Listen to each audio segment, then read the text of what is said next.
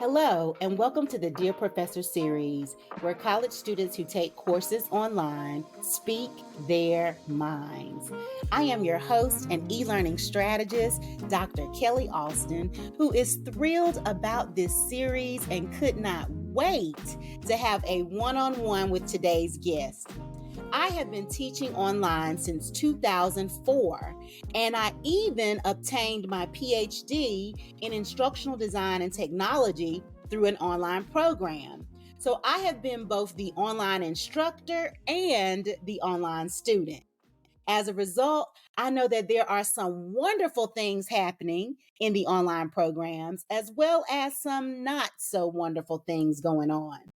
So, who is taking courses online these days?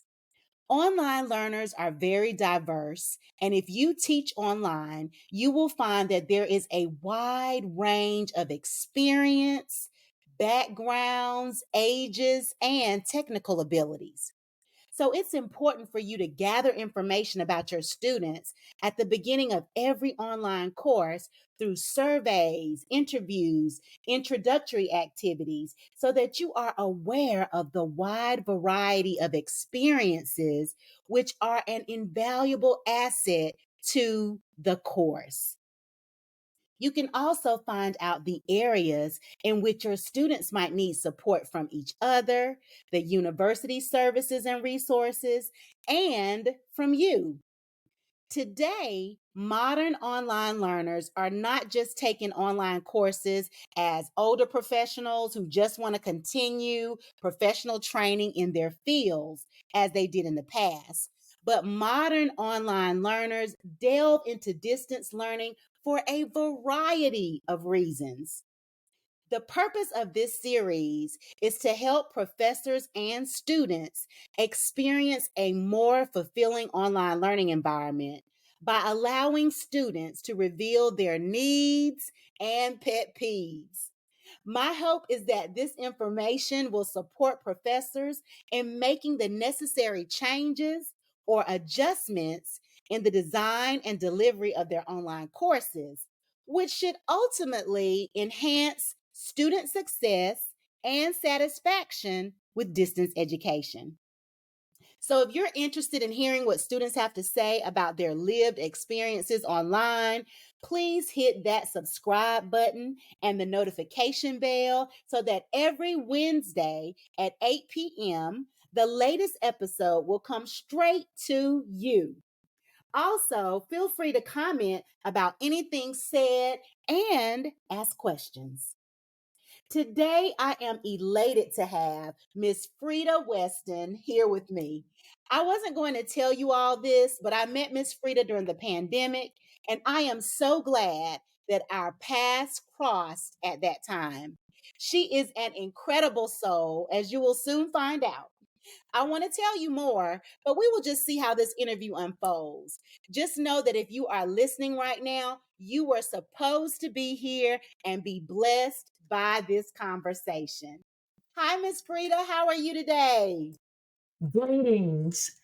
My name is Freida Weston. I'm a 68-year-old fraternal twin with a female Flora.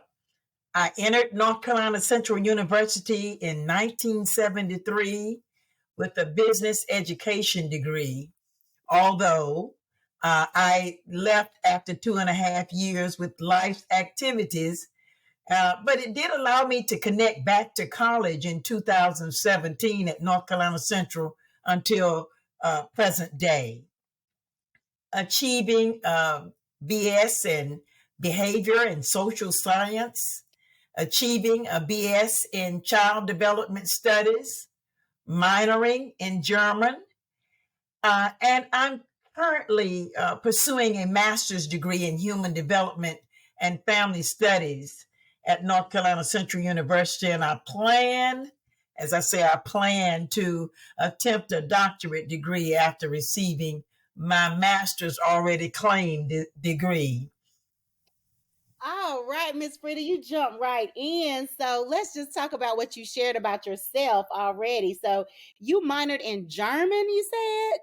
I did. Wow. So what made you interested in German? Well, I was looking for something at my age. I wasn't really trying to learn another language, but I wanted something a little easier. And the German language appeared to have some of the English uh,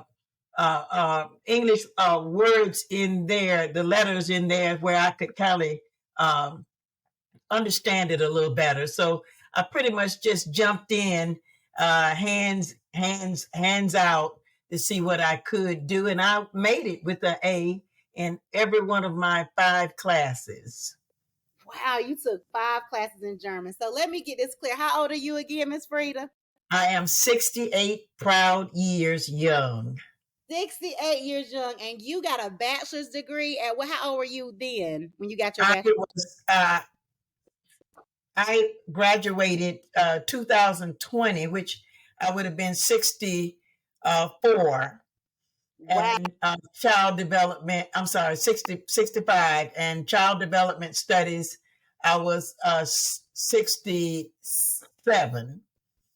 So I am now 66, and now I am currently pursuing a master's degree, and I'm already predicted to graduate May 2027. So I will be at that time 69 years old. Woo, I am so inspired by you already. I know everybody listening is like, wow. So and Thank you. you're gonna get that doctorate as well. That is fantastic. So what is your general experience with taking courses online? Did you do all your degrees online, or how did that work? Well, actually, my online classes began at the beginning of the pandemic. Um, until present, I was sad that I had to make a change from the classroom to the online. Um, at that time, uh, I'm currently taking some online classes, and I have decided to take some online classes because it's convenient because of my residential location. I currently do not reside in North Carolina, and I continue to be able to attend North Carolina Central University by being here. I don't have to be here physically. Oh, okay. So you were introduced to them during the pandemic, and then you just decided to continue it with your graduate studies as well?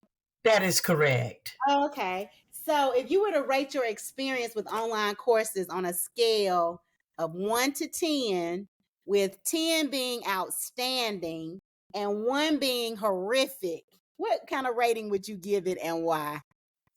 I would give it at least an eight because it's accommodating.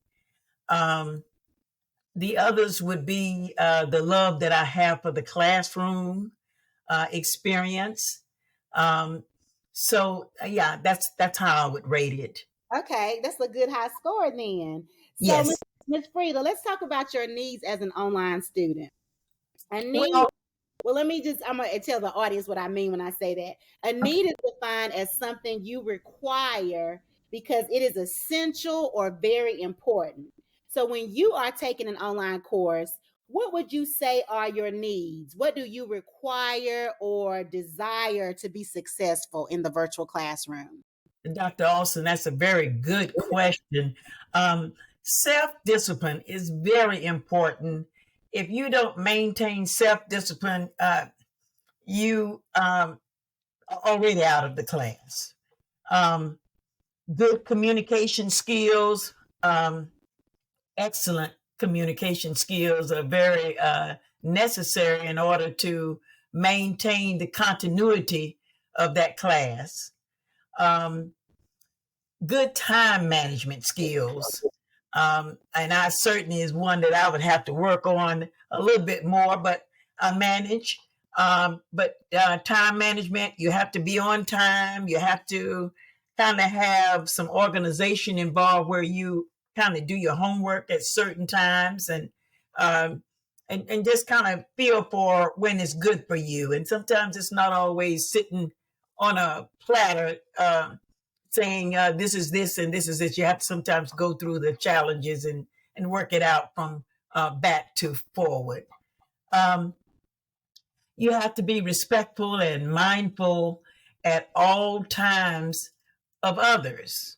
And I did not want to certainly eliminate that one out because of diversity and how it is connected to our community, population, education, and all other aspects of living.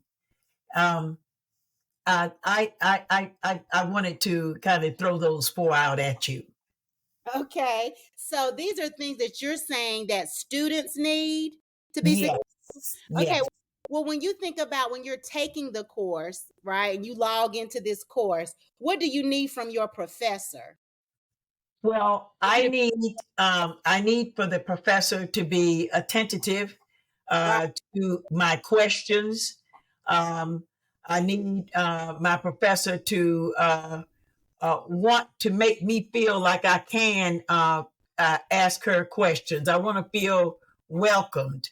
Um, Right. on a professional basis, and that's very important. And when you can feel like you can make contact with one another, then the rest of it pretty much can fall in line.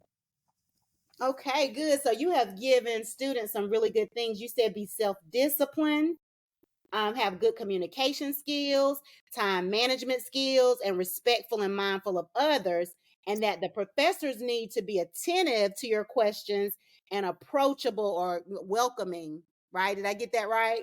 That is correct. Well, good. So, have you found that your needs have changed from when you initially took online courses for your bachelor's degree and now that you're taking graduate level courses online, or are they the same? I feel that they have been maintained to be the same. Okay. Um, yes. All right. Now, Miss Frida, what are your pet peeves? You know, a pet peeve is a minor annoyance that an individual finds particularly irritating, something that bothers you more than it might bother somebody else. So, your pet peeve may not be somebody else's pet peeve, and that's okay. So, share with us what really annoys you when it comes to online courses. Well, naturally, I miss seeing people in person um, as I would in a classroom setting. Um, I miss interacting with the facilitator, instructor, of course, internet issues, and not having hand on activities, that usually go on within a classroom setting.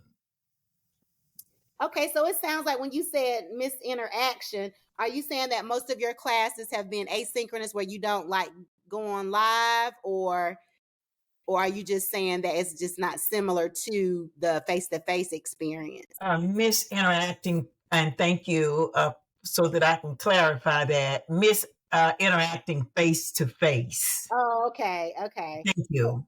So it annoys you that you can't see the people in person and feel that energy, that vibe in person. Yeah, that closeness, that temptation to be able to ask another classmate, how do you feel about that? Or are you going to the library? Let's go and do this as a group. Sometimes online is great. Sometimes online is great, but sometimes even in person is even greater because you're doing a social aspect as well, more than one type of social aspect.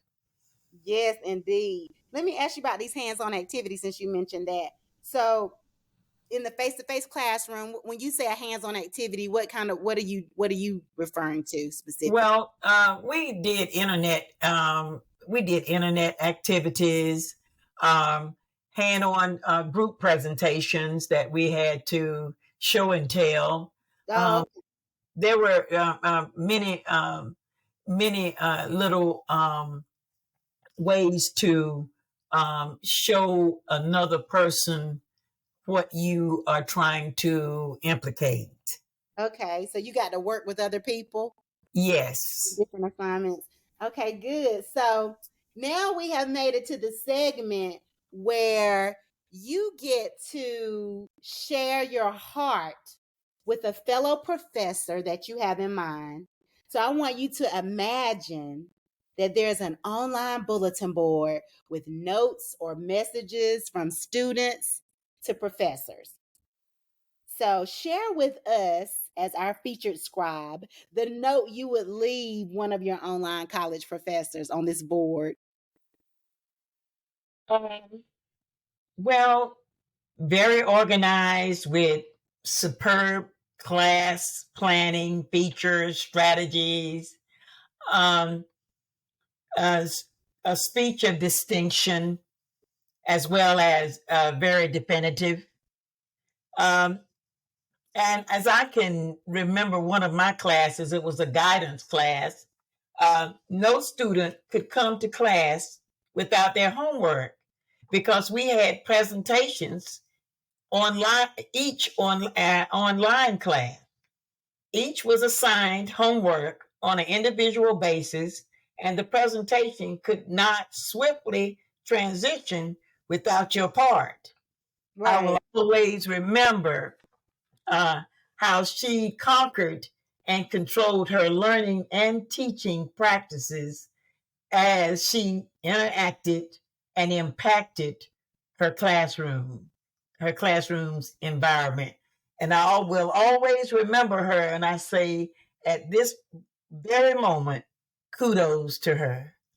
Oh, so your message would be, dear professor, what would you say? Would you fill in the blank? Dear professor, you are very organized.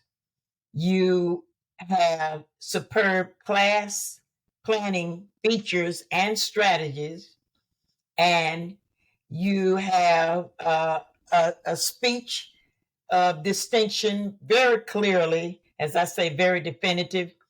And everyone is to understand what your message, because you do not have it no other way. That's how I would put that attach that to the professor.